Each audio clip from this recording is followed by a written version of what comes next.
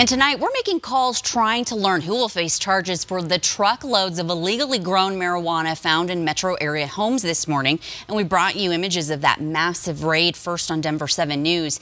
It was a jarring scene for homeowners as federal and state agents swarmed their neighborhoods. Can you imagine? Denver7 investigative reporter Jace Larson broke the story this morning, and he spent the day at some of those raided homes.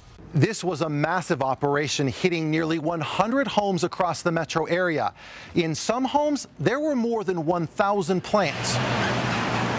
It was an early morning start for SWAT teams all across the metro and for some surprised neighbors. I heard, police, open up, you come out right now, and I'm like, what's going on? The neighbor's house was 104 on Judy Connell Street that was raided about 6 a.m. We never saw him ever in the day. He would come out at night. Actually, we've seen him a few times out watering in his underwear at night. He would come out and shovel his snow at night. So yeah, we were a little suspicious. Just to see that all of a sudden we've got this going on and what we thought was a quiet neighborhood is pretty crazy. Agents lined up the plants in driveways before loading everything up. We watched as some people were loaded up in police vans. Some of them were detained, but we're told were later released and not arrested. The black market is thriving in Colorado, and that law enforcement takes it serious. The man in charge of the DEA in Colorado, Tim McDermott, can't give details about what happened today because the investigation is ongoing. But he says black market drug dealing is a priority for the DEA.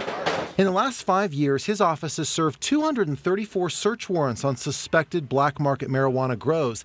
They've seized some 53,000 plants. He says large grows can be fire hazards, endangering people living nearby. Colorado citizens don't expect to have their neighbors involved in illegal activity, as well as the distribution of marijuana or any other drugs. Denver7 Investigates has learned through other sources that investigators believe pot from today's raids was headed to the East Coast. Today's raids happened in several cities and unincorporated areas.